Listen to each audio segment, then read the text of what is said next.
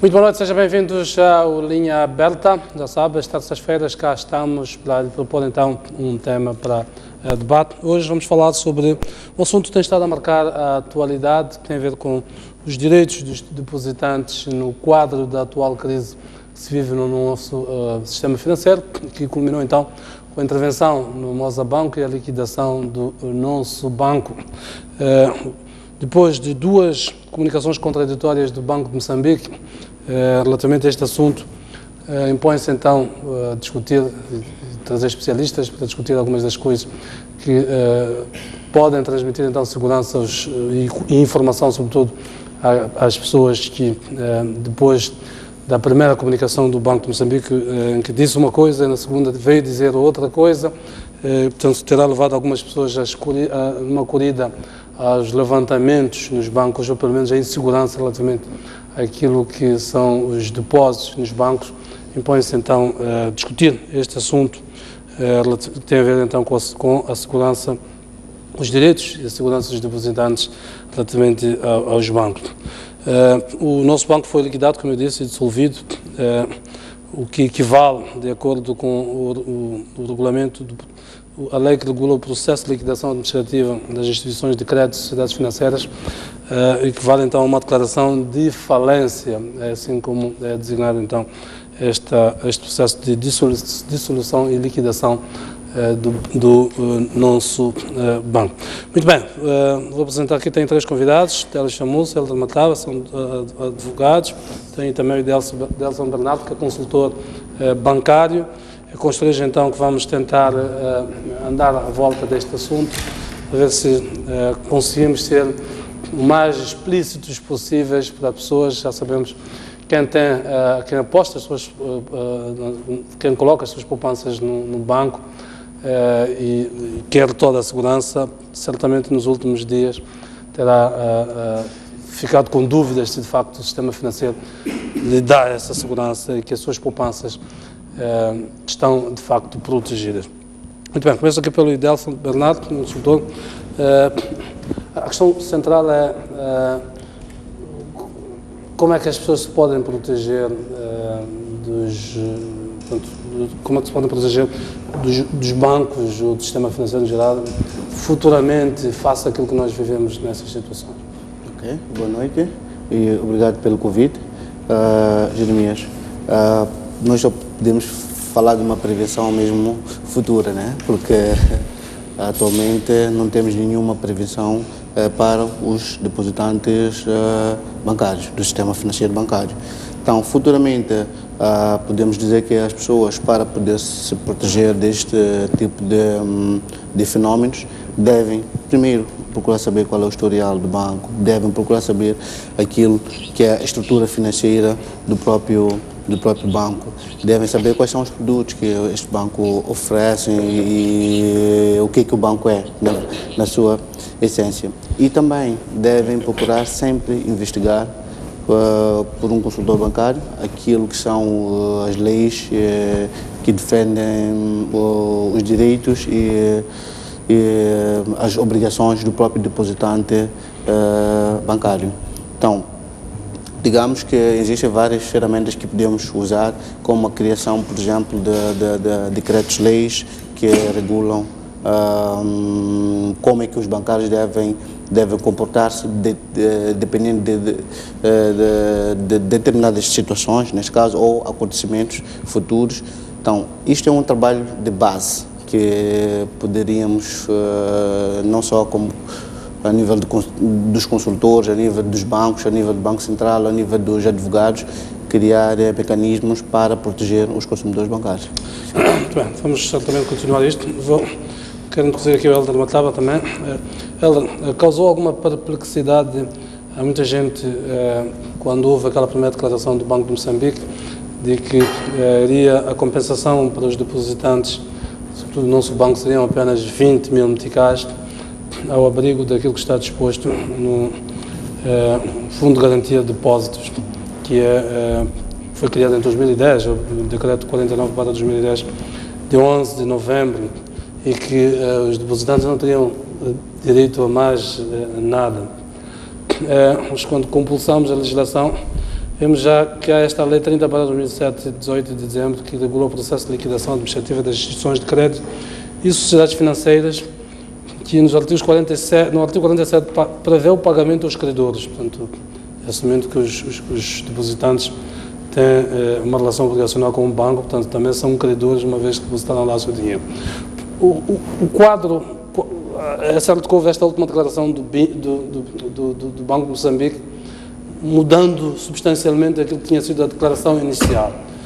No entanto, continua a não haver a clareza suficiente, e viu-se nos próprios depositantes, quando foram entrevistados ontem, que não estavam ainda claros quais eram verdadeiramente os seus direitos.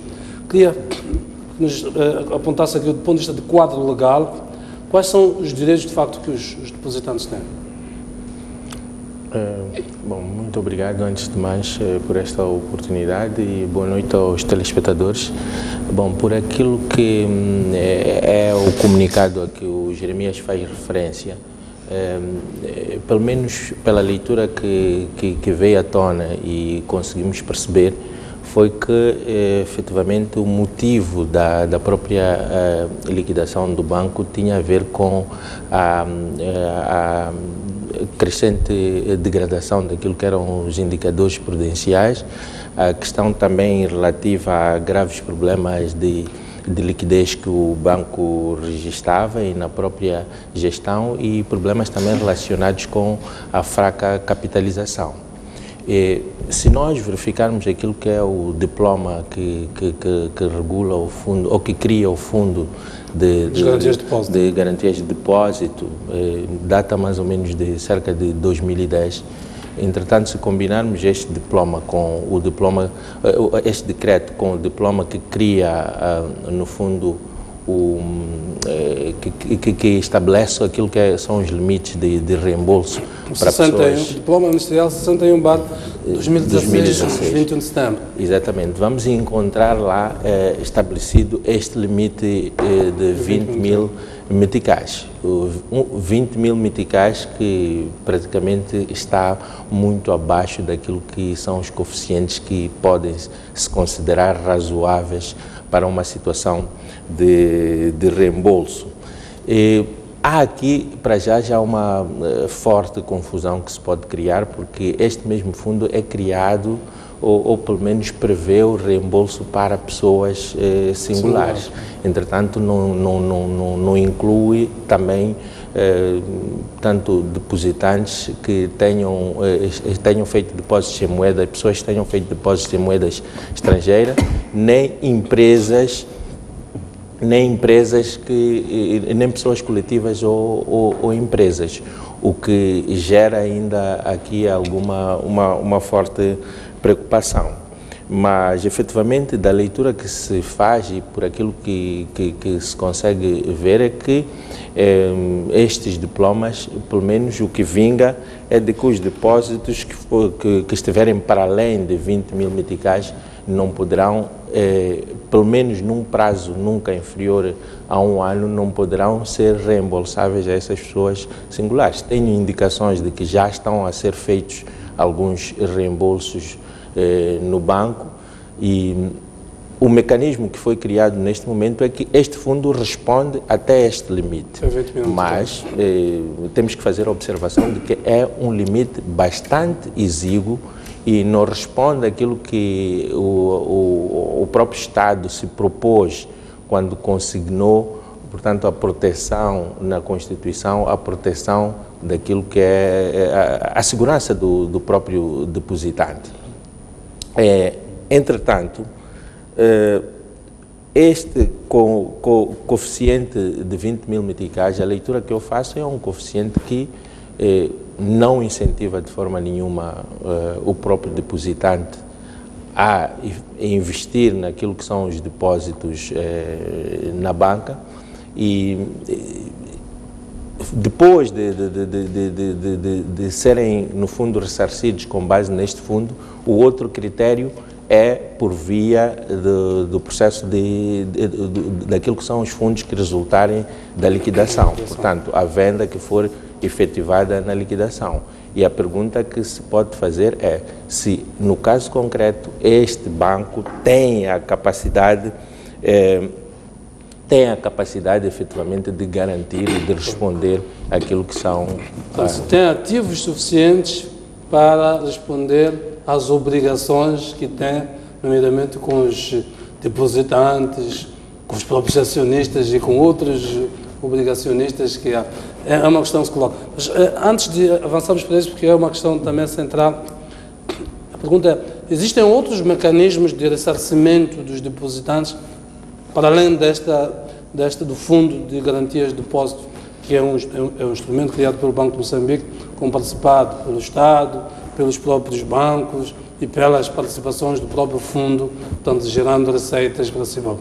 E por aí percebe-se, digamos, esta limitação que foi criada.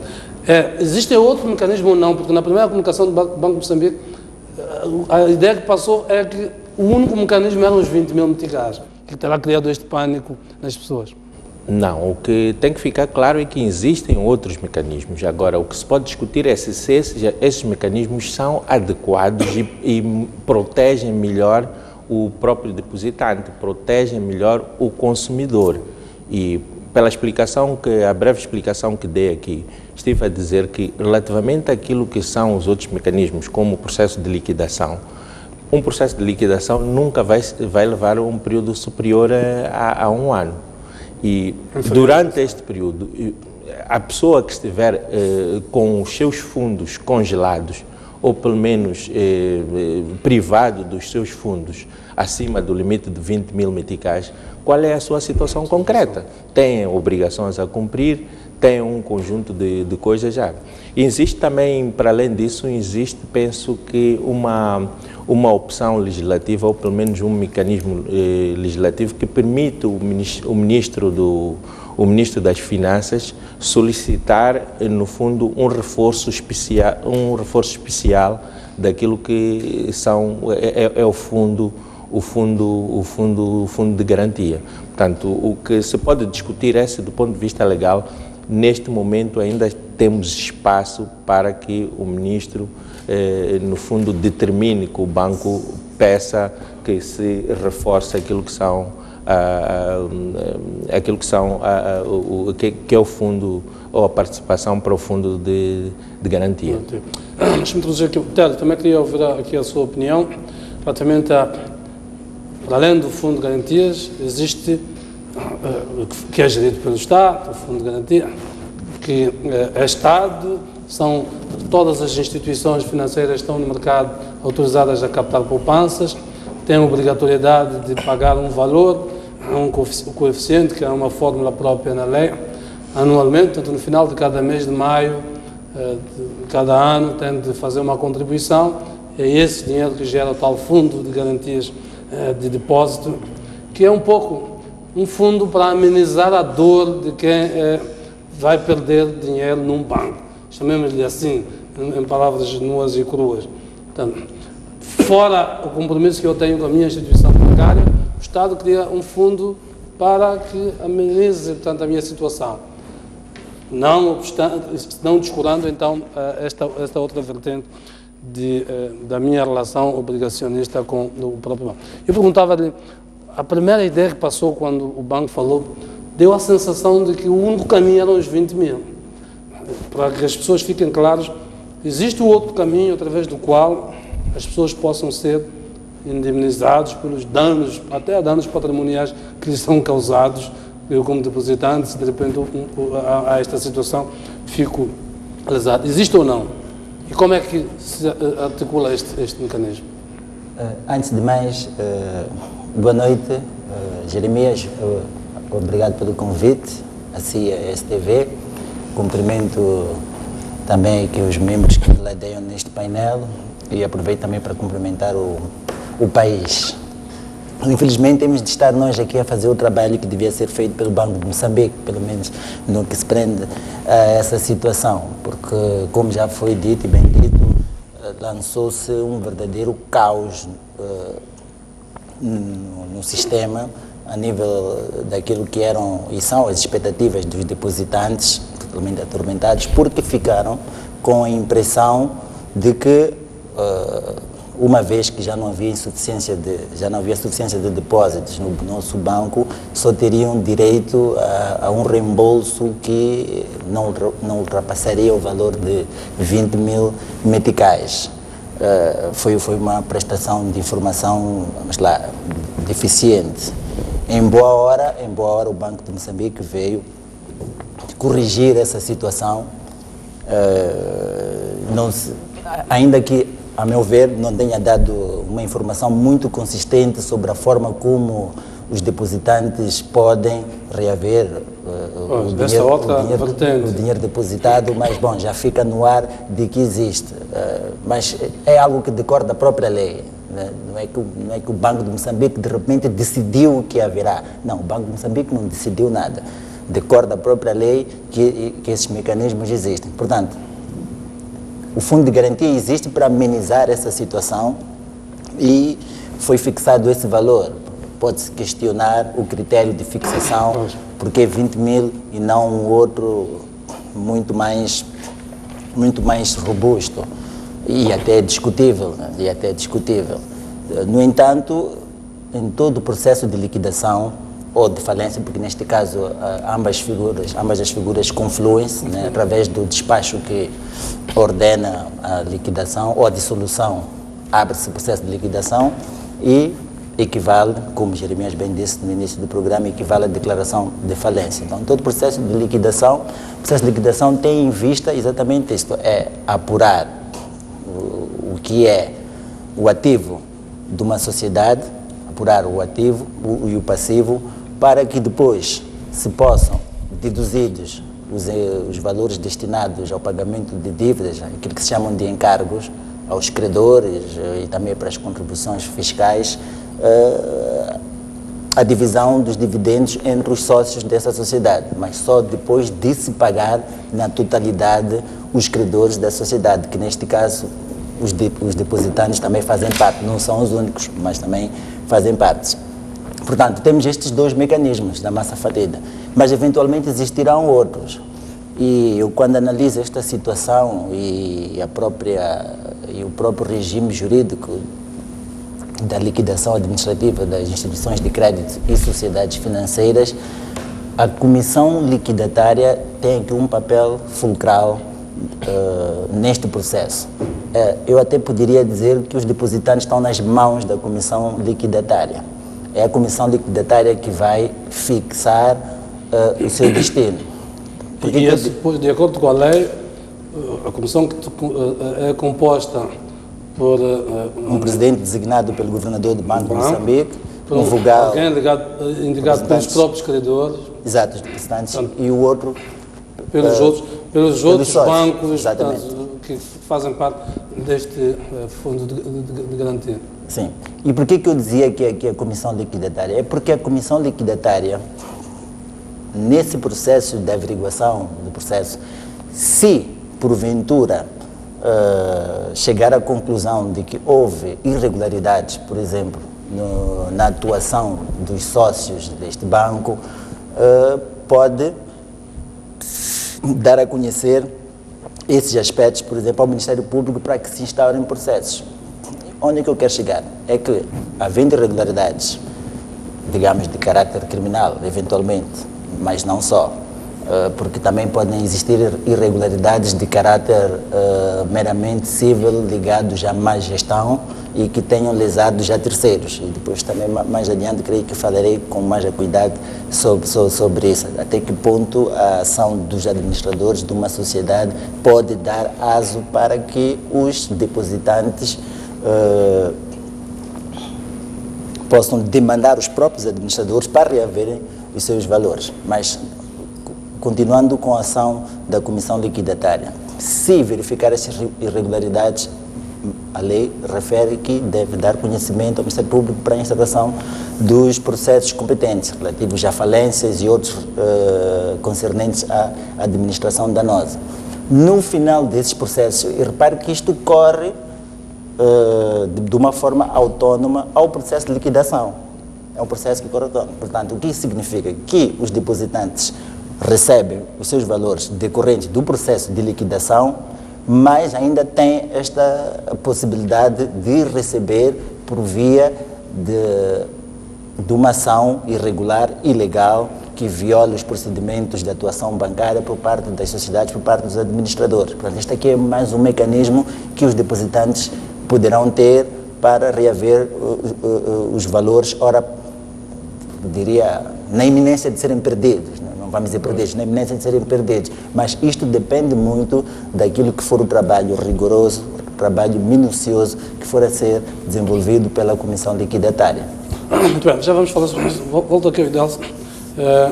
Na relação entre bancos e clientes, quais as responsabilidades, por exemplo, que os bancos têm, que o Estado, que funciona na prática como avalista, quando nos diz para confiarmos no sistema financeiro, para pormos o dinheiro, está funcionando na prática como avalista. Quais as responsabilidades de uns e de outros, e particularmente, por exemplo, no caso o Banco de Moçambique faz o acompanhamento da situação prudencial dos próprios bancos. Qual é a responsabilidade dos vários intervenientes na disponibilização da informação exata da situação dos bancos?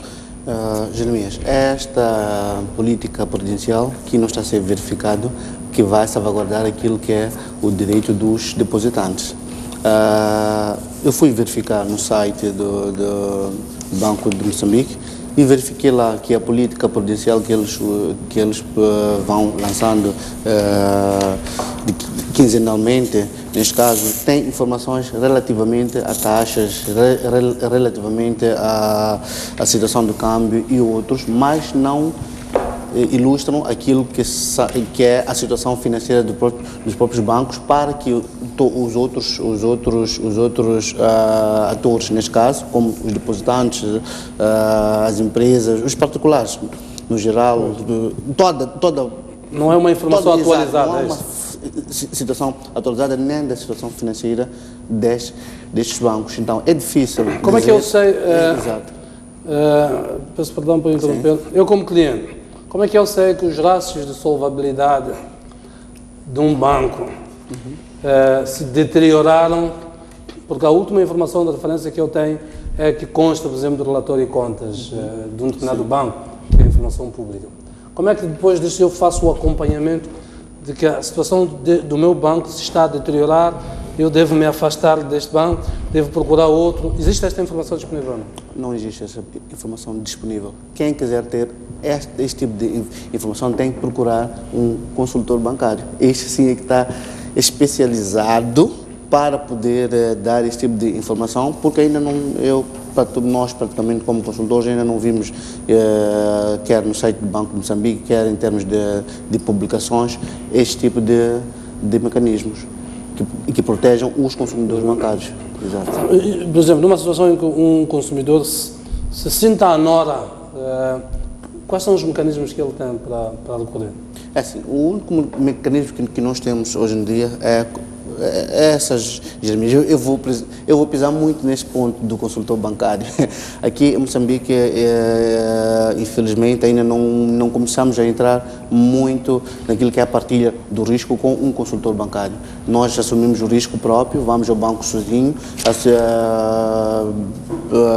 pensamos que o banco é o nosso aconselhador. O banco não é um aconselhador, o banco é um vendedor. Ele vende e compra dinheiro.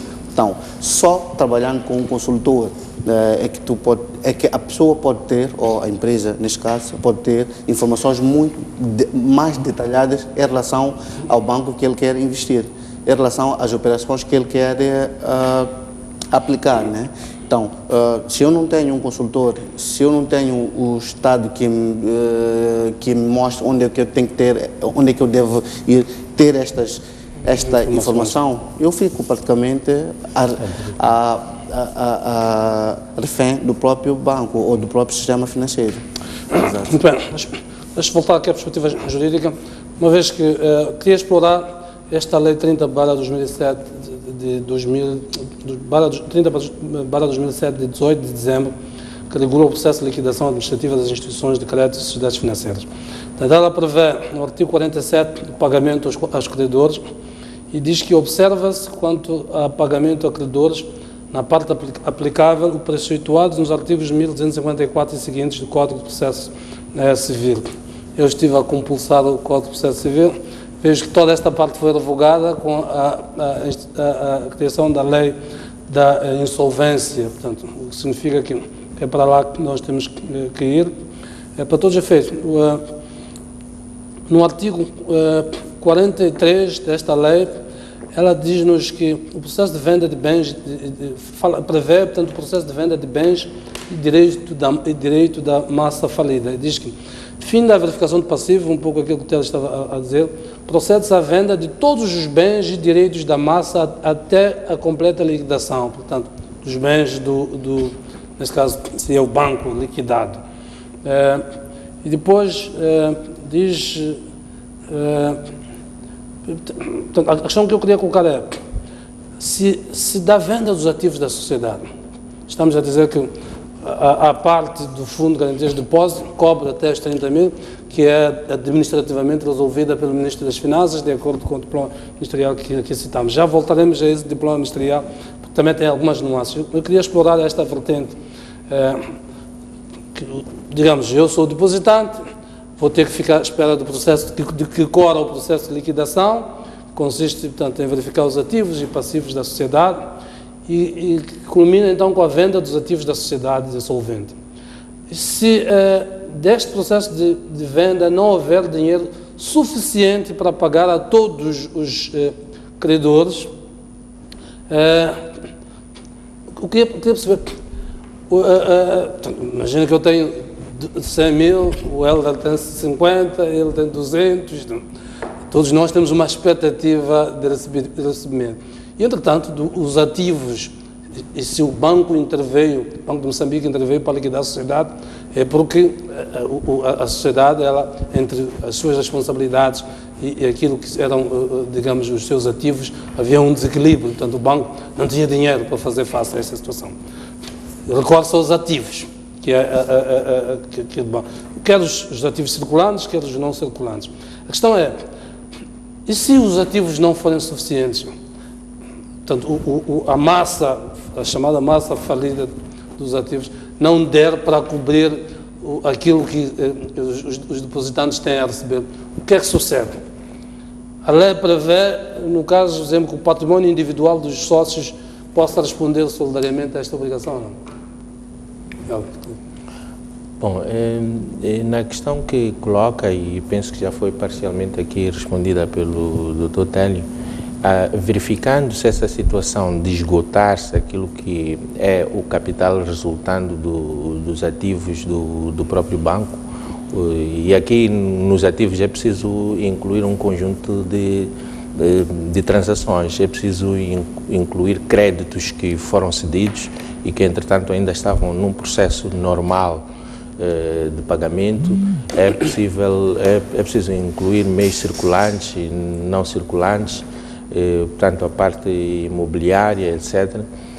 Se, efetivamente, todo este acervo patrimonial não couber para o pagamento dos devedores, o recurso, efetivamente, não vai ser só pelo processo de liquidação, mas o próprio depositante tem condições de verificar se, no caso é a preço, os próprios acionistas são chamados ou não a responder. E o que se prevê, pelo menos na lei das sociedades, no Código Comercial, o que se prevê é que, havendo alguma atuação culposa dos próprios gestores, e mesmo que não seja culposa, negligente, mas que tenha prejudicado aquilo que são os interesses ou direitos dos depositantes, esta atuação pode justificar que haja uma desconsideração daquilo que é a pessoa coletiva. Porque o princípio geral é o princípio que está estabelecido, penso que no artigo 107 do Código Comercial. Em sociedades anónimas, responde o património no limite e na capacidade daquilo que é o património da sociedade. E só se vai estender para além disso nestes casos em que, efetivamente, o património a atuação dos próprios sócios não tenha sido correta e tenha sido negligente de forma a que possam efetivamente chamados à responsabilidade. No caso, portanto, a questão que eu colocava é o património individual dos sócios responde ou não perante uma situação desta? Vamos supor que o total dos ativos não chega para pagar. É claramente que nessa situação, verificando-se esse pressuposto da falta de cumprimento precisa apurar a responsabilidade da gestão. A responsabilidade da gestão, nesses casos concretos, é possível chamar.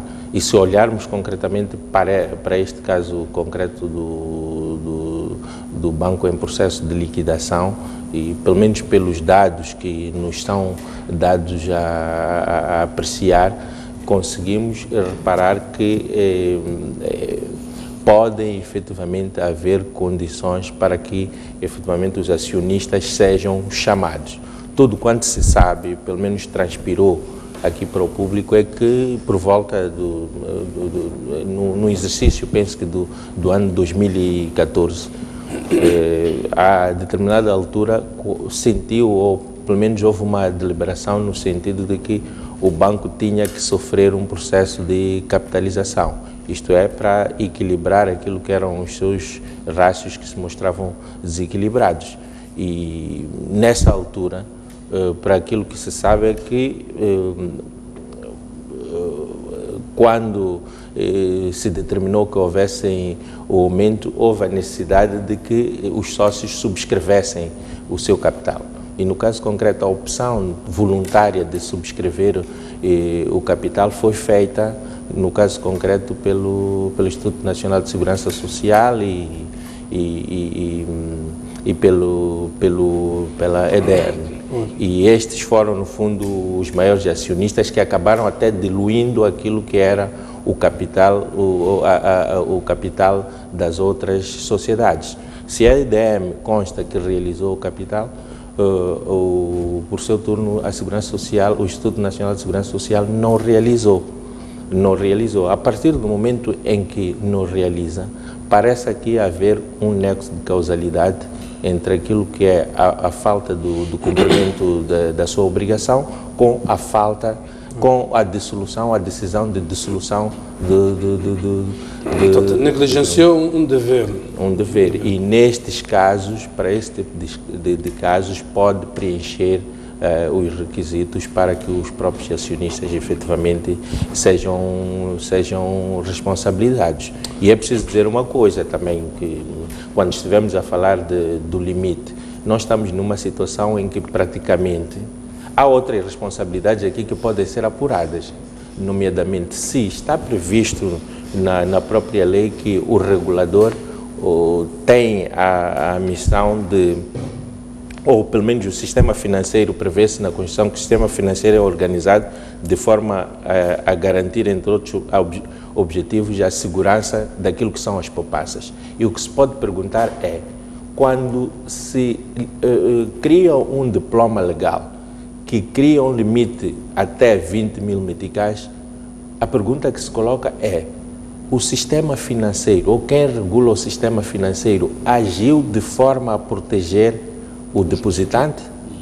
E a resposta que se pode encontrar é que não. Portanto, estamos numa situação praticamente quando esta pessoa que tem essa obrigação, por um lado, tem uma obrigação de criar proteção àquilo que são as poupanças e que fique claro uma coisa, quem deve ser protegido é a pessoa, portanto, o cliente, neste caso, não é o acionista, nem o regulador.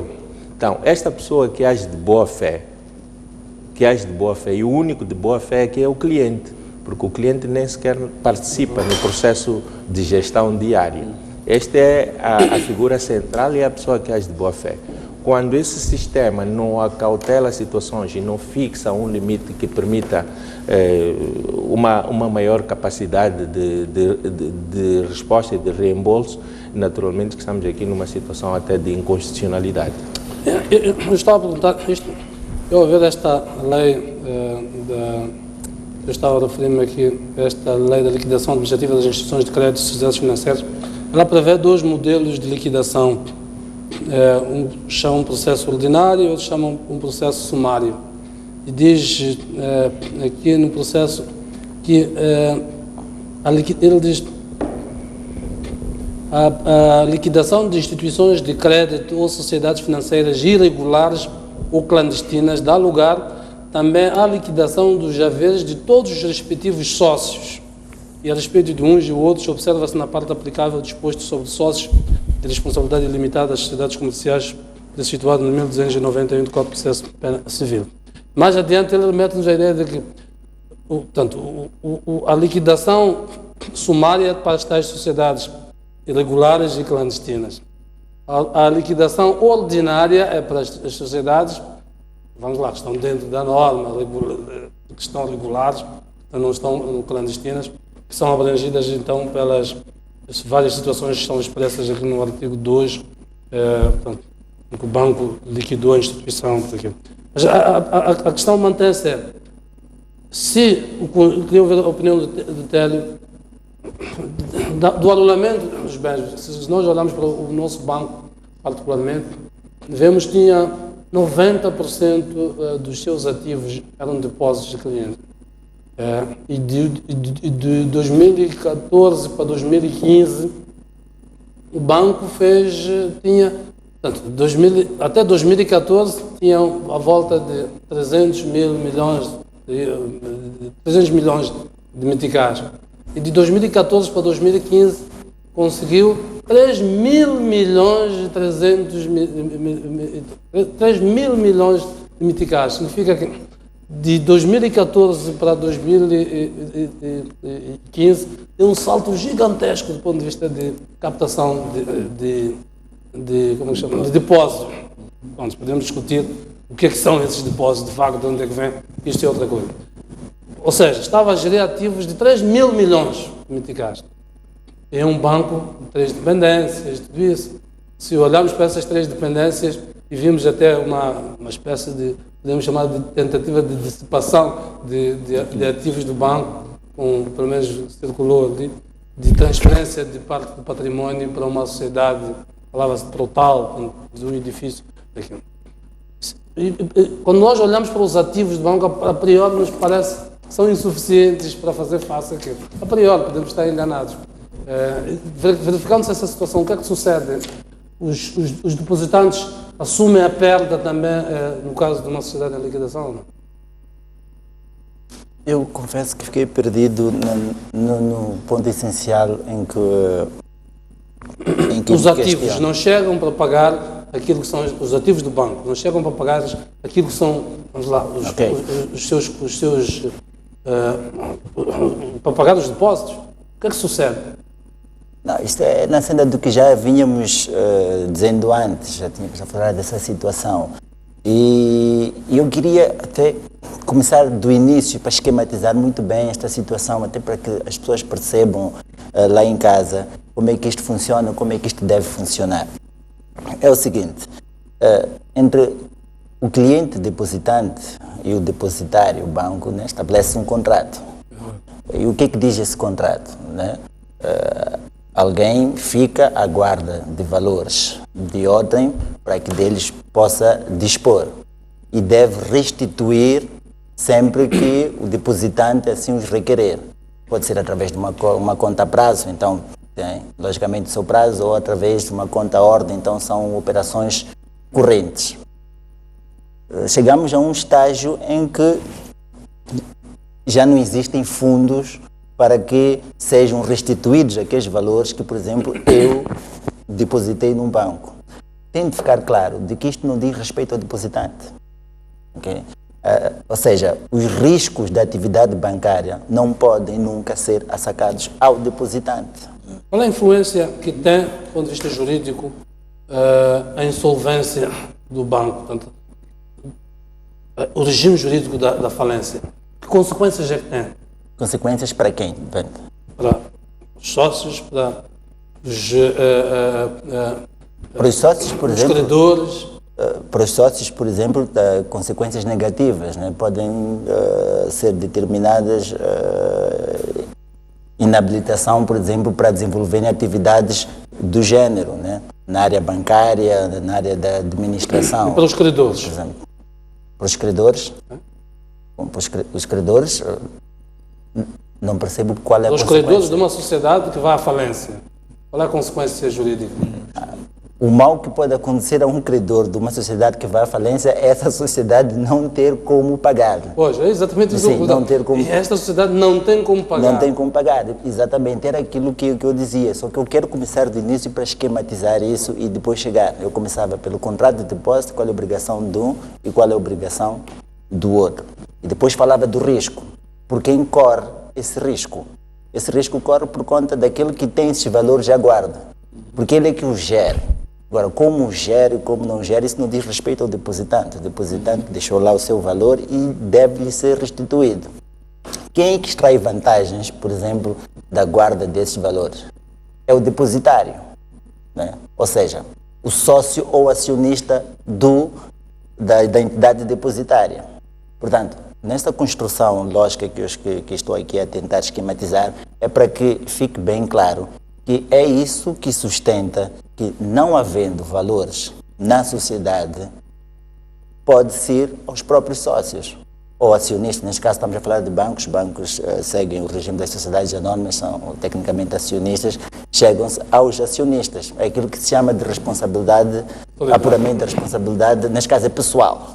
Neste caso pessoal, o Jeremias fazia referência a momentos do artigo 1245 do Código de Processo Civil, que no entanto foi revogado pelo Decreto-Lei 1/2013, que estabelece o regime jurídico da insolvência. Portanto, essa remissão que o regime jurídico da liquidação administrativa faz para o Código de Processo Civil, que por sua vez faz para o regime da falência, é exatamente para a secção que se refere à responsabilidade pessoal no âmbito da liquidação. Portanto, isto está regulado por lei. Em duas palavras, para quem perdeu dinheiro e não está muito com paciência de ouvir um linguajar chamado jargão jurídico, o que é que as pessoas fazem? O que as pessoas fazem? Intentam ações declarativas no tribunal contra a sociedade para reaver o seu valor. Uma coisa é a sociedade, outra são os administradores. Pois. Os administradores, esses respondem se tiverem agido com incúria. Okay? Se não tiverem observado aqueles padrões normais de gestão, se tiverem culpa ou negligência. Então, esses sim vão responder pelos danos que vão causar ao terceiro. Portanto, o particular que perdeu esse dinheiro e não tem culpa nenhuma de ter perdido esse dinheiro porque deixou a guarda de alguém, vá já que diz para falar de uma forma mais legal, vai ao bolso dessas pessoas para reaver o seu dinheiro. Eu estava a fazer esta pergunta porque, voltando a esta lei de liquidação, o artigo 8 ele diz que quais são efeitos do despacho que ordena a liquidação sobre os bens da instituição. Número 1. A partir da data da publicação do despacho de revogação e liquidação, não podem ser decretados ou constituídos validamente arrestos, penhoras, hipotecas ou quaisquer outros ônus reais que incidam sobre os bens da instituição liquidada. Número 2. A comissão liquidatária pode requerer o cancelamento de registros de atos praticados em violação ao disposto no número anterior. Há aqui uma proteção que se faz à sociedade liquidada contra qualquer demanda que possa ser feita em juízo. Se eu meto um processo e não posso... mas essa proteção é proteção à massa falida, para que não se toque. Exatamente. É uma proteção ao próprio depositante. É para que se mantenha intocável a massa falida ou liquidanda, para que ela, no âmbito do processo de liquidação, possa depois dar aso ao pagamento aos depositantes. Essa leitura que se deve fazer. Pois, então eu pergunto, a pessoa vai pelo tribunal intentando uma ação ou espera que o processo de liquidação chegue ao fim? São processos autônomos, são processos diferentes. Podem acontecer de uma forma concomitante. Por isso eu dizia no início que o papel da comissão liquidatária é o papel fulcral neste processo todo. Porque eles são obrigados, por exemplo, se detectarem anomalias no funcionamento dos anteriores sócios ou administradores, neste caso anteriores administradores, reportar essas situações. E é a partir desse conhecimento, porque as pessoas não têm conhecimento como é que a sociedade foi gerida. Atenção, as pessoas não têm. Por isso eu dizia, as pessoas estão nas mãos, literalmente, as pessoas estão nas mãos da comissão liquidatária. É a comissão liquidatária que depois tem de reportar tanto ao Banco de Moçambique e se houver situações que suscitem responsabilidade criminal, reporta ao Ministério Público. Muito bem, vamos voltar. Delcio, como consultor bancário, você também tem lidado com situações, esta é se calhar a situação mais extrema, esta de um banco ser liquidado, um banco ser intervencionado, que mexe com direitos, mas ele também tem lidado com outras situações específicas em que os consumidores têm sido sujeitos nos bancos. Pode-nos explicar algumas dessas situações? Existem diversas situações em que os consumidores estão a ser alvos do próprio sistema bancário. Estamos a falar de, por exemplo, alteração de pressários sem preavisos. Estamos a falar do aumento das prestações, em que apenas o Banco Central comunica, mas os bancos comerciais por si não fazem chegar essa informação de uma forma direta ou saudável ao próprio cliente. Estamos a falar de ocultação de informação também, porque os bancos têm os seus objetivos por cumprir, objetivos comerciais, e neste processo todo, praticamente cada gestor vai vendendo à sua maneira e não há um controle relativamente à informação que está sendo passada para o cliente, se beneficia em termos de ele ter uma informação saudável para poder começar um processo e terminar o processo de boa forma, neste caso. Então, são diversas situações que ainda não vieram à tona, mas um dia irão aparecer, porque também é mais um dos um dos relatórios que deveria ser lançado pelo Banco Central, daquilo que são as diversas irregularidades que os bancos comerciais, ou não chamaria de irregularidades, as diversas situações os diversos confrontos que existem entre o cliente e o banco, para poder se sanar, neste caso. Né? Até que ponto a Lei de Defesa do Consumidor ela consegue abarcar muitas destas situações que não existe uma lei do consumidor específica para a banca, existe uma lei geral. Então, eu não posso prever na lei geral, mas não existindo uma lei especificamente para o consumidor bancário, é complicado. Nós estamos a referir, né, certos aspectos que protegem o próprio consumidor. O que estamos a tentar criar é um movimento para se criar uma Comissão Nacional de Defesa do Consumidor. Para se criar um manual do consumidor bancário, onde as pessoas possam ir lá verificar aquilo que são os direitos, obrigações e possam saber mais, tirar ou aproveitos ou se prever daquilo que são as situações do dia a dia da banca. Muito bem. Voltemos à questão dos 20 mil. Isto causou alguma perplexidade a muita gente, a estipulação deste montante. O Fundo de Garantia de Depósitos foi criado, como eu disse, em 2010, pelo Decreto 49/2010, de 11 de novembro. Ele inclui todas as instituições financeiras autorizadas a captar depósitos. É ele que remete, na verdade, para a criação de outros instrumentos jurídicos para a materialização dos objetivos deste fundo. No artigo 2 do regulamento do Fundo de Garantias de Depósito, ele fala de que são as suas atribuições, ele fala de garantir o reembolso dos depósitos constituídos nas instituições que nele participam, nas condições e de acordo com os limites fixados em diploma ministerial do Ministro das Finanças, é o que vem ali.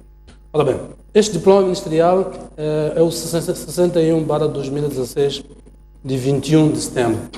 Portanto, surgiu 6 anos depois da criação do Fundo de Garantias de Depósitos. Era suposto que tivesse aparecido 180 dias depois, de acordo com o que vinha na lei da criação do Fundo de Garantias de Depósitos, mas já apareceu 6 anos depois. Este diploma tem a data de 29 de março. E, no entanto, só foi publicado a 21 de setembro em BR. Portanto, significa 6 meses depois da sua acusação. É publicado num contexto em que há casos reais, praticamente em que é preciso que haja intervenção. O que levanta sempre aquela suspeição de que foi legislado, portanto, neste caso o Ministério da Economia e Finanças lembrou-se, quando eventualmente foi aconselhado pelo Banco de Moçambique, atenção, temos situações que vamos ter que intervir, então foi-se à gaveta, tirou-se o projeto e publicou-se em BR. E ele estabelece portanto, basicamente quem pode e quem não pode, quem é abrangido. Primeiro estabelece o limite de 20 mil para todos os bancos. E, no entanto, na fórmula de cálculo, vê-se que há nuances que diferenciam os bancos consoante o seu nível, os seus saldos de depósitos. Por outro lado, estabelece que estão abrangidos por este fundo apenas os depositantes singulares. Os singulares em meticais. Os singulares em moeda estrangeira não estão, as pessoas coletivas também não estão. Queria ouvir da vossa parte, e pronto, é muito difícil ter argumentos, porque a lei é uma lei de 2 artigos, na verdade. Esta lei que, pelo menos, determina o valor, esse que tenho aqui não é esta. Uma lei só de 2 artigos que só diz que o Ministro das Finanças aprova o valor, deve aprovar o valor. Queria ouvir da vossa... qual é a ratio da exclusão das pessoas coletivas, portanto, as pessoas de direito coletivo e as pessoas coletivas, né? e as pessoas singulares em moeda estrangeira, e da determinação dos 20 mil meticais, sendo os bancos diferentes. Mas permitam-me dizer que é um bocado difícil para nós vermos aquilo que é o mérito técnico, normalmente das decisões do próprio banco. Desculpa, o diploma tem 2 artigos. O artigo 1, que peço desculpa, só para as pessoas, diz: o limite da garantia de reembolso pelo Fundo de Garantia de Depósito é fixado em 20 mil meticais por cada depositante e por cada instituição participante. Artigo 2. O presente diploma ministerial entra em vigor na data da sua publicação. Os Maputo, 29 de março de 2016, e assina o Ministro. Pode continuar? Sim, dizia que normalmente o banco, o órgão regulador, neste tipo de casos, há de se sentir confortável para discutir aquilo que é o mérito da sua decisão do ponto de vista técnico. Agora, o que nós podemos discutir aqui, e que é levantado na pergunta que o Jeremias coloca, é se o Banco de Moçambique tem agido de forma a proteger, enquanto regulador, de forma a proteger aquilo que é o interesse dos seus clientes. E como já disse, são os que estão de boa fé e a partida deviam ser os mais protegidos. No caso concreto, penso que aqui é um bocado infeliz o próprio diploma. E é este tipo de coisas que cria, assim, um ambiente desconfortável para o próprio depositante. O diploma sai praticamente nas vésperas de um processo de liquidação, fica-se efetivamente com a impressão de ter sido criado justamente para fazer, no fundo, casos concretos, para casos concretos, e para este caso em concreto. E neste particular, o que se pode questionar é se o próprio banco tem ou não terá algumas responsabilidades enquanto regulador para responder também efetivamente para situações como esta.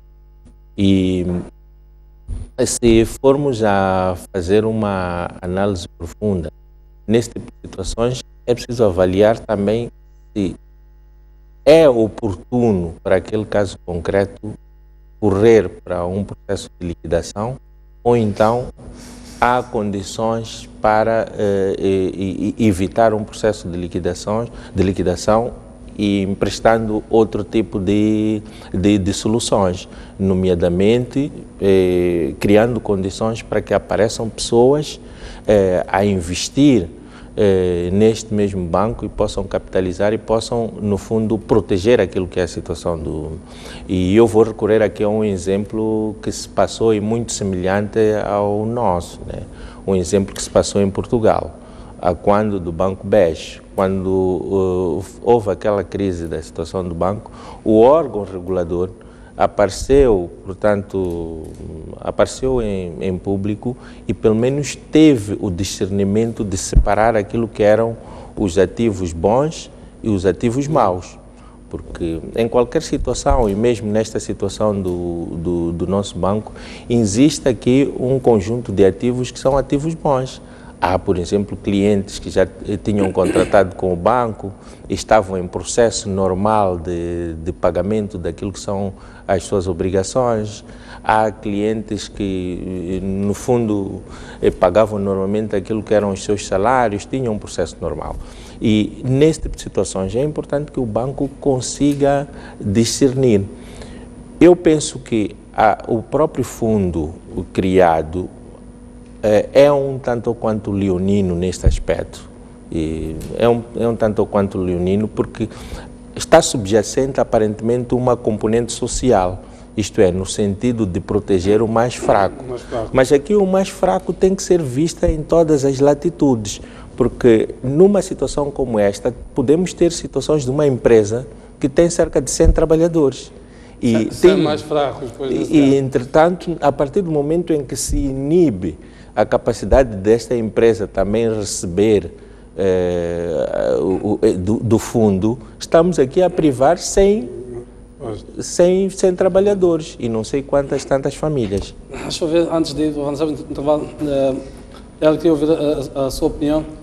É o artigo 6, portanto, do regulamento do Fundo de Garantia de Depósitos que estabelece aqui que os depósitos, portanto, a epígrafe é depósitos excluídos da garantia.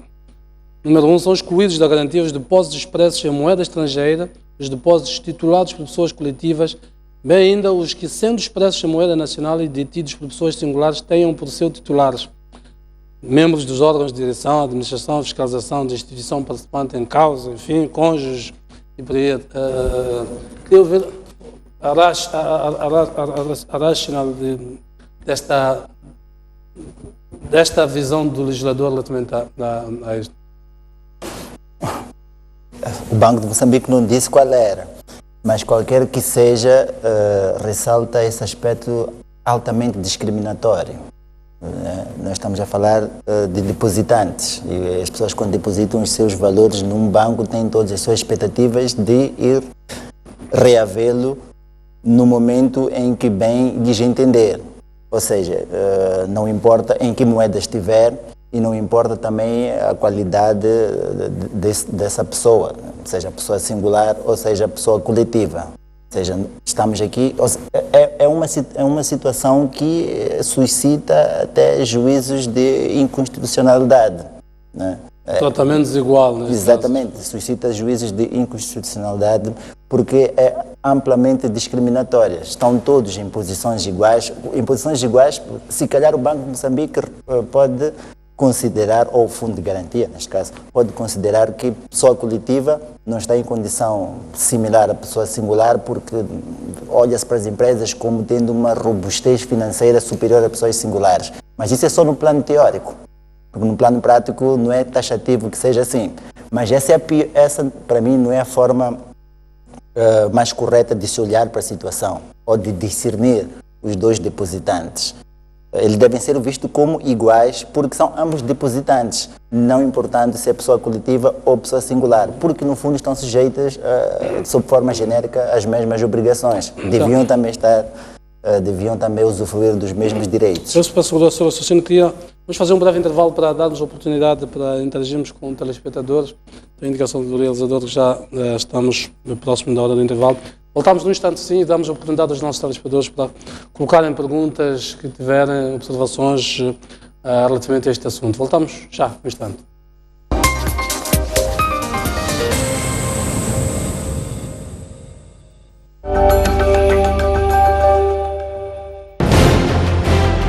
Um país sem história é um país sem futuro.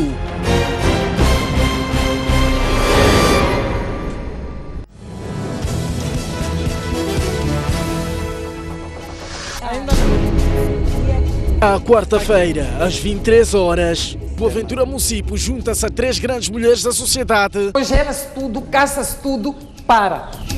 Visão por revisão. Para colher a visão, a voz e análise. Como é que interpreta este sinal? Sob perspectiva feminina de diversos assuntos na ordem do dia.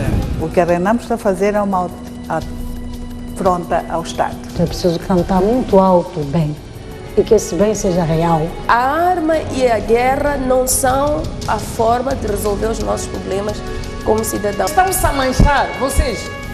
Não há ninguém que vai tapar o sol. Os processos são dinâmicos das revoluções. Todo mundo está amarrado em algum lugar e acha que é ali onde tem que comer. Os políticos têm uma responsabilidade bastante grande. Estamos a tocar batuques, ninguém está ouvindo. É preciso que venha para eles poderem explicar. Despolitizar excessivamente o órgão eleitoral, o que quer dizer? Opinião no feminino.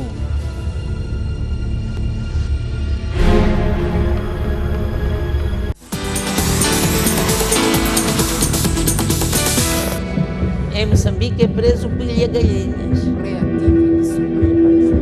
Tivemos que fazer sem nós. À quinta-feira, quinzenalmente, Olívia Massango dirige o Grande Entrevista.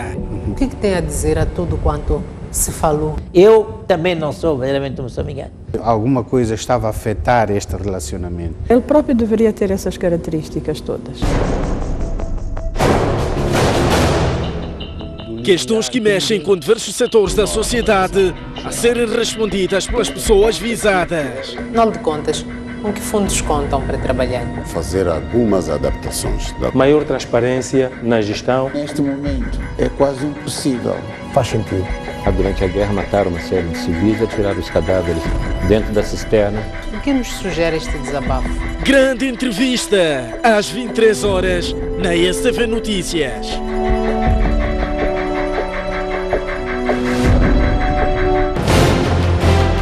Um país sem ídolos é um país sem referências.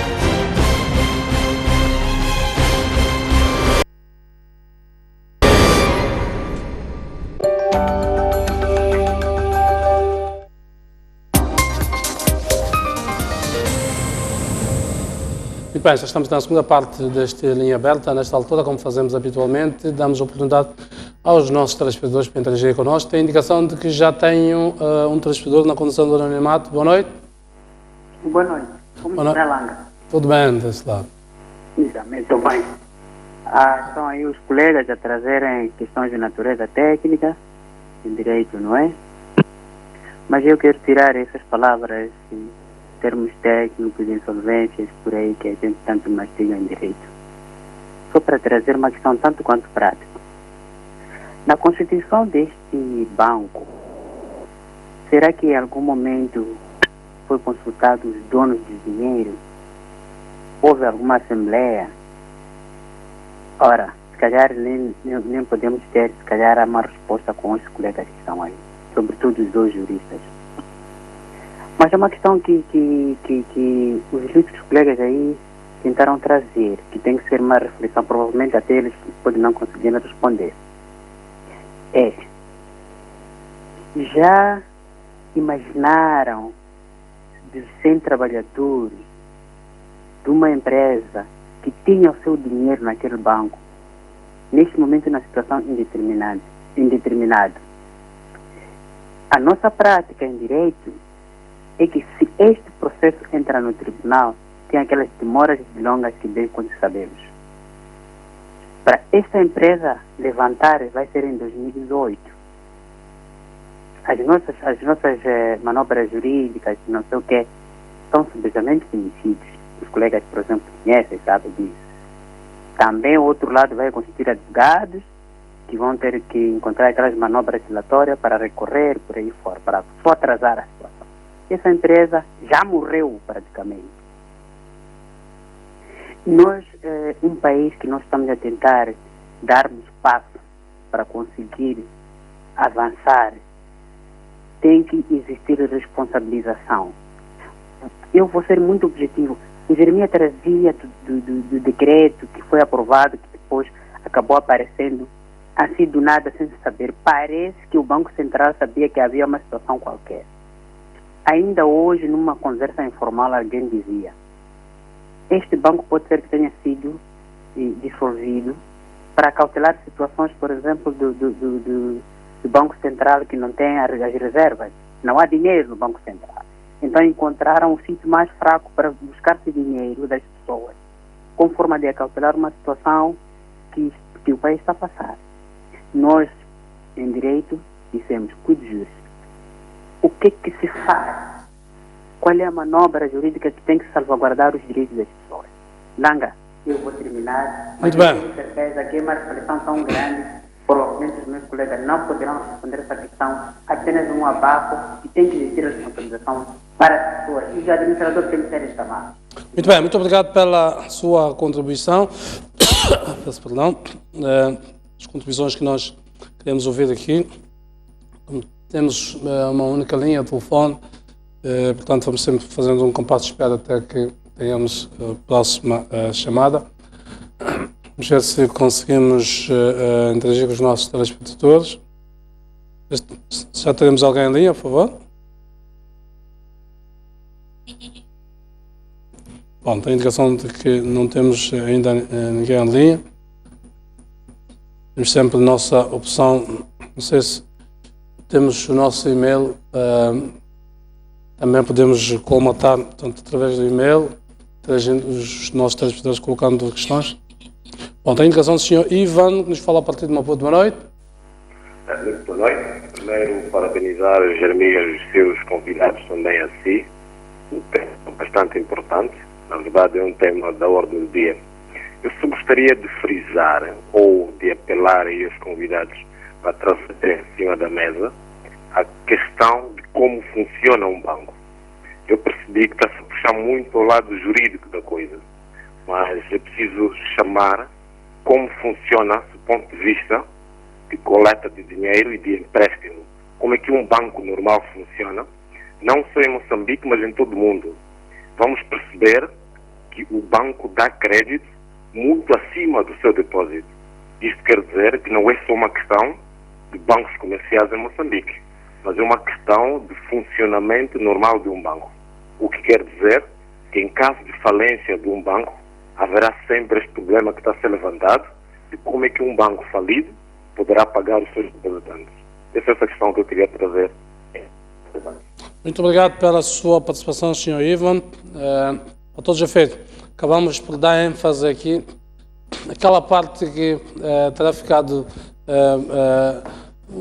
vamos lá, pouco mal explicada, diria assim, pelo Banco de Moçambique, relativamente aos direitos dos depositantes.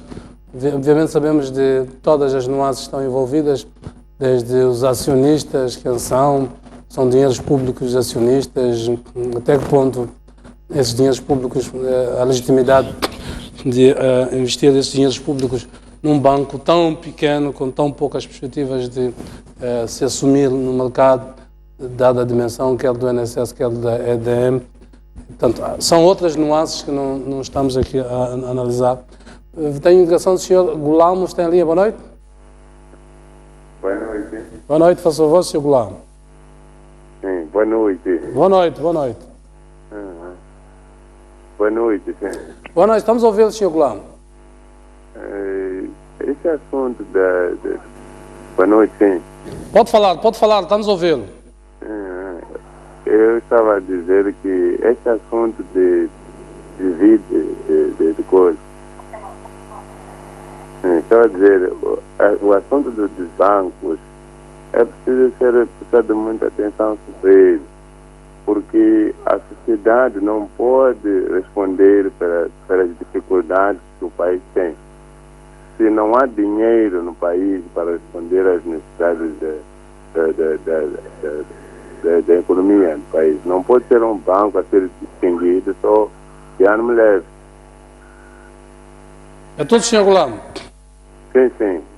Pela sua participação, para todos os efeitos, explicar quando há uma liquidação, uma falência, não é que o Banco de Moçambique, portanto, fica com o dinheiro dessas instituições. Muitas vezes essas instituições têm mais vamos lá, compromissos do que recursos, de facto, do que ativos para fazer face a esses compromissos. Portanto, é apenas uma observação aqui para os nossos telespectadores. Avançamos então para o encontro. Temos mais um telespectador que nos fala na condição de anonimato a partir de Maputo. Boa noite. Boa noite. Boa noite, faz favor. Eu tenho uma questão. Exato. Primeiro, eu sei que os senhores que estão aí não podem responder acerca de um banco, porque eu percebi que eles são juristas e entendem mais na área jurídica. O que podia ser era ter talvez como uma opinião, se tivesse alguém, um convidado do banco, para poder responder às questões colocadas. Mas pode colocar a questão. O que tem a ver com os dinheiros, não é? Neste momento, eu sou uma das pessoas e tinha lá o meu valor no banco, no nosso banco. Esse valor eu fui deixando porque não tenho doate para poder construir. Sempre o município disse que ia tirar, ia dar doate e nunca deram. E como eu não quero correr o risco de construir no espaço onde não fui autorizada, só fiz uma cozinha, uma cabana e deixei, aguardando pelo doate para eu poder construir. E nesse momento, a minha reserva foi embora. Eu não tenho esse valor. Era o único valor que eu tinha. O que eu faço nesse momento? Não tenho casa, não tenho nada. Trabalhei, guardei, para nada. Eu só quero dar 20 mil. O que eu vou fazer com 20 mil?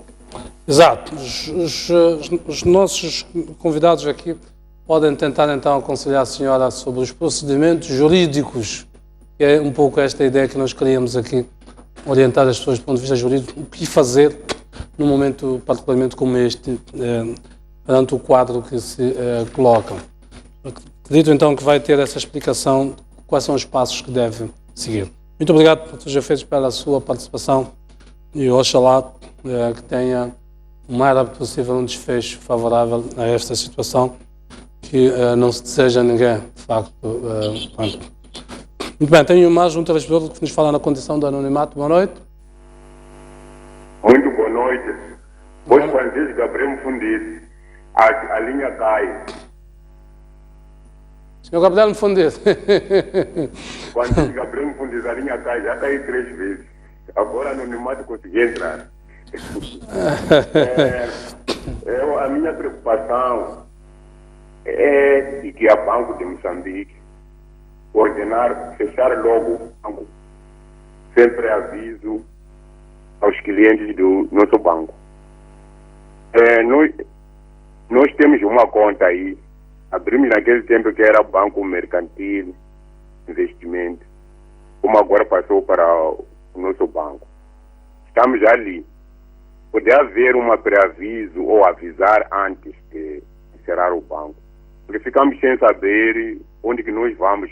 Tenho esse comunicado que está aqui, que é A, M, temos de ir aí na sede, aí no Instituto de Segurança Social, como o banco está ali. Então, esses que têm o N, a Z, vão na Avenida Eduardo, não sei se é a Avenida Eduardo Montana, não sei. Não sei como que nós vamos fazer, mas vamos tentar ir lá, porque era uma conta conjunta, não era essa conta singular, para ir saber o que nós vamos fazer. Porque essa coisa de logo fechar, andar fechar, está a criar problemas para nós. Muito boa noite, quando no mais conseguir entrar, boa noite. Está, Sr. Gabriel Mfundiz, astuto como sempre. Já nos disseram que nós damos-lhe privilégios muito especiais, portanto, para entrar, como se viu, não tem esses privilégios propriamente dito. Podemos atender mais 2 telespectadores e encerramos. Não sei se teremos alguém em linha. Senhor Cláudio, falamos a partir de Tete, boa noite. Muito boa noite. Boa noite. Boa noite, por favor. É assim, eu estou preocupado conosco mesmo. Partindo de mim, que eu estou a falar neste momento, nós estamos a esconder a verdade. Vou dizer uma coisa que se chama coragem de falar aquilo que a gente pensa, que está no animato do nosso inconsciente. Nós sabemos que quem toma a decisão são as pessoas que têm armas. E muitos deles não têm conhecimento desses juristas que estão aí ao lado. E nem sequer perguntam. Esta é a verdade, por isso que as coisas estão tão deturpadas. A gente pode dar tal opinião, tal. Enquanto essa massa não for sensata, vamos cometer os erros. E esses erros nunca vão acabar. Essa se chama naturalmente o poder que a gente pensa que tem, para falar da parte das pessoas que têm as armas. São eles que tomam decisões sobre essas decisões. Vamos fechar isso, vamos fazer assim. E não tem opinião. Não precisam da opinião das pessoas que estão aí, que têm a massa cinzenta. Este é o país. Este é o meu contributo. Muito obrigado, Sr. Cláudio. Falamos a partir de Tete. A sua opinião temos de respeitar. Temos atender mais um e fechamos a nossa comunicação com os telespectadores.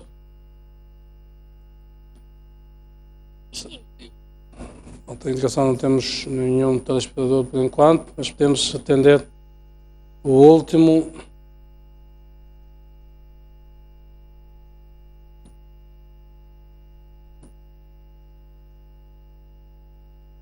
Bom, Senhor Litos, falamos a partir de Maputo, boa noite.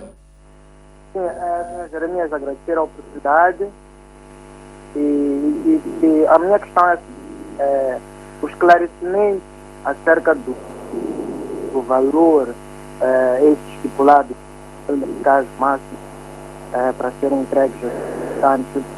É responsabilidade do Banco de Moçambique ou do Banco de Moçambique?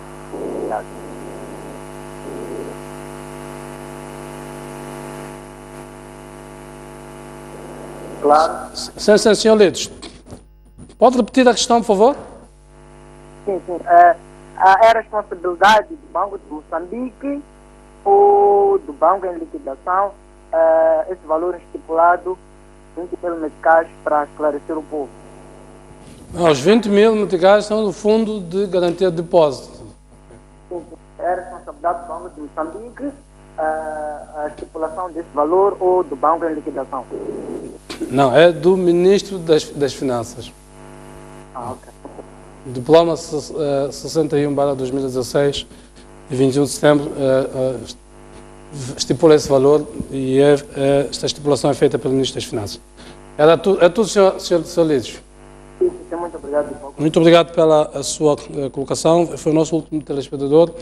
Muito rapidamente vou pedir aqui aos meus convidados, e Delson, se há alguma questão em concreto do que foi apresentado pelos telespectadores, ou notas finais também quero deixar, muito rapidamente, uns 2 minutos para fechar. Ok, vou comentar o que o Sr. Gabriel Mufnis disse, que é a questão do comunicado, do aviso, de um pré-aviso aos clientes, neste caso, do que está a acontecer no banco. É importante, sim, e que o Banco Central ou quem de direito avisa os clientes com antecedência, né, do que vai acontecer a um determinado banco. As pessoas necessitam de saber ou de ter esse tipo de informação para poder decidir em relação à sua estabilidade financeira, neste caso. E, para terminar, aconselhar as pessoas neste momento difícil a consultarem antes de procurar um banco, quem ainda não fez, ou um consultor, neste caso. É uma nova forma é uma nova abordagem que é criar um mecanismo diferente naquilo que nós chamamos de partilha de risco. Então, não vamos assumir o risco sozinho, vamos sempre com um consultor, ou com um jurista, ou com um advogado, qualquer pessoa, mas não vamos ao banco sozinho e efetuar operações sem conhecimento específico da coisa. Vocês trabalham nesta área como consultor, como é que tem sido o ambiente, as pessoas, a confiança das pessoas face a tudo isto que se passou nas últimas semanas? As pessoas não estão confiantes, né? As pessoas não estão confiantes por conta desta desinformação, né, que existe. Quando chegam a um consultor, ainda tem as suas dúvidas, né? Será que há uma confusão? Ainda as pessoas pensam que um consultor bancário é um bancário, né? Então elas ainda não acreditam muito. É uma extensão, exatamente. Mas é só para informar que os consultores são pessoas que realmente, ou empresas que têm uma visão diferente de um bancário. Ele já trabalhou na banca a maior parte das vezes, mas também conhece aquilo que é a realidade do dia a dia das pessoas cá fora. Esta especulação também acabou por ser adensada por outros elementos verdadeiros, porque vimos muitos bancos aumentarem capitais, anunciarem aumento de capitais, o que nos diz, bom, onde há fumo, há fogo. Portanto, os próprios bancos ajudaram os bancos comerciais, neste caso, a consolidar a ideia de que, bom, muitas das coisas que circularam não eram tão inverdades como parece. Helder, notas finais, algum comentário sobre o que foi colocado? Havia uma senhora a perguntar o que é que ela pode fazer, tinha dinheiro lá, eram as suas últimas poupanças com as quais pensava construir uma casa. Bom, antes de mais, deixe-me assinalar que o banco, como sabemos, é o fiel depositário por excelência, a quem cabe a responsabilidade de guardar o dinheiro das pessoas. E é natural que as pessoas tenham ficado com este nervosismo todo, e é difícil dizer para as pessoas que não entrem em pânico numa situação dessas, sobretudo quando o próprio Banco de Moçambique é um bocado, tem meia culpa neste, se não a total culpa deste nervosismo e o pânico que se gerou no seio das pessoas. Porque há, neste caso, uma lição aqui que penso que tem que ser tirada do Banco de Moçambique. Houve um déficit muito sério de comunicação com aquilo que são os utentes, e a ilação que podemos tirar disto é de que ou o Banco de Moçambique, nesse déficit de comunicação, não se interessou por aquilo que era a vida dos utentes, dos seus clientes, ou então não estava devidamente preparado para lidar com este processo. E as pessoas vão questionar de que forma é que o banco poderia informar, que tem legitimidade, o dever é comunicar em primeira linha o próprio visado, neste caso concreto, mas depois, logo a seguir à comunicação deste visado, era importante que tivesse havido uma comunicação sobre os contornos do próprio problema, sobre o limite daquilo que são os depósitos. Por exemplo, do ponto de vista legal, nós sabemos que há uma reserva que é criada pelos bancos para cautelar determinadas situações. E o Banco de Moçambique ainda não veio esclarecer essas reservas que são depositadas no Banco de Moçambique. O que é que aconteceu com elas? Portanto, devia já ter havido um esclarecimento. Sabemos que os bancos normalmente têm lucros, há lucros que também integram aquilo que são as reservas. O que é que se passou com todo este fenómeno? Para esta senhora que fazia esta pergunta, podíamos dizer que aparentemente não entra em pânico, porque há uma cadeia de mecanismos que podem efetivamente responder a esta situação, nomeadamente este fundo de reserva, ou a massa falida e este fundo que foi criado. Mas é difícil dizer que a pessoa não fique preocupada e apreensiva com esta situação toda, porque estamos a falar de alguém que vai, mesmo que seja ressarcida, vai ficar um tempo desprovida do seu capital, e há muita coisa que vai ficar comprometida com isso. E a situação aqui que tem que se colocar é, depois de receber este dinheiro, assistirá ou não direito a indemnizar essas pessoas? Porque, olha, o que todos nós sabemos que quando o nosso dinheiro, o banco empresta-nos dinheiro, cobra-nos juros, e são juros caros. O banco que neste momento vai ficar com o dinheiro dos depositantes, qual é que vai ser a sanção que vai ter por isto? Muito obrigado. Tela, queria também ouvir palavras finais. Apenas duas e muito sintéticas. A primeira, relativamente ao papel do Banco de Moçambique, entanto que Banco Central neste processo todo. Acho que não ressaltam dúvidas que o Banco Central poderia ter feito muito mais do que fez. Não me refiro somente à última fase em que a comunicação foi desastrosa, mas me refiro durante o processo da execução da própria relação da supervisão entre o supervisor e o supervisionado. Refiro ao nosso banco e o Banco de Moçambique. Ou seja, acredito que uma supervisão muito mais rigorosa poderia ter evitado determinadas situações. Poderiam ter sido lançado mãos de medidas que constam da própria lei, como medidas extraordinárias de saneamento, para mitigar, se não mesmo impedir, se não fosse possível impedir, pelo menos mitigar que essa situação chegasse até esse ponto. Ou seja, se o Banco de Moçambique recebe informações regulares dos bancos comerciais e tem conhecimento da ratio de solvabilidade, pode tomar quando repara de que este banco comercial está na iminência de não poder cumprir com as suas obrigações. Como, por exemplo, uma medida simples, a restrição de aceitar depósitos. Novos depósitos. Novos depósitos, ou seja, e informaria isso ao depositante. Portanto, é uma medida que não se fez, o depositante nunca soube qual é a situação do banco depositário.